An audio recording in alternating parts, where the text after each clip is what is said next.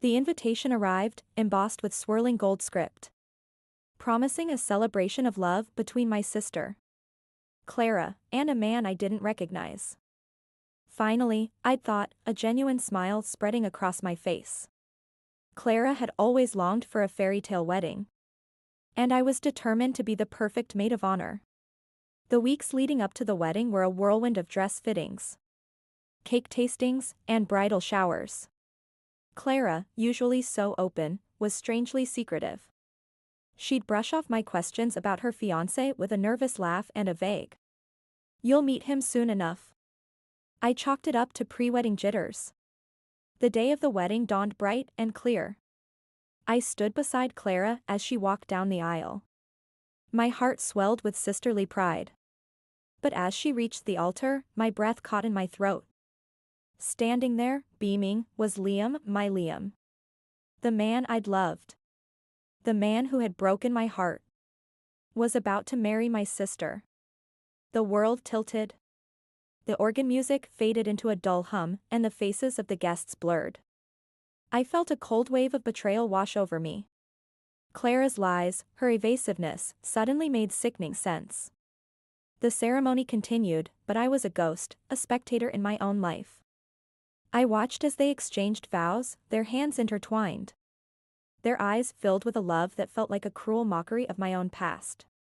I forced a smile for the photos, a hollow, brittle thing that felt like it would shatter at any moment. Later, at the reception, the truth finally surfaced. I cornered Clara, my voice trembling with a mix of anger and disbelief. "Why, Clara? Why him?" Her eyes filled with tears. "I knew you'd be upset," she whispered, her voice barely audible above the music. "But I love him. I really do." "And you thought lying to me was the best way to handle it?" I asked, my voice rising.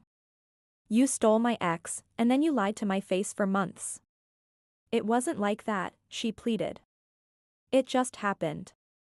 We connected after you broke up. I didn't mean to hurt you." "But you did," I said, the words heavy with the weight of her betrayal. "You knew how much he meant to me." The party swirled around us, oblivious to the storm brewing in our corner. Liam approached, his face etched with concern. "What's wrong?" he asked, his eyes flickering between us. "Everything," I said, my voice thick with unshed tears. "Everything is wrong." I turned and walked away, the music fading into a distant echo. I left the reception, the joy, the celebration, all of it, behind. The cool night air offered little comfort. But it was a stark contrast to the burning anger and hurt that consumed me. The betrayal cut deep, a wound that would take time to heal. It wasn't just losing Liam again. It was losing the sister I thought I knew. The trust, once so solid, was shattered, leaving behind a jagged emptiness. The path ahead was uncertain. But one thing was clear, the relationship with my sister would never be the same.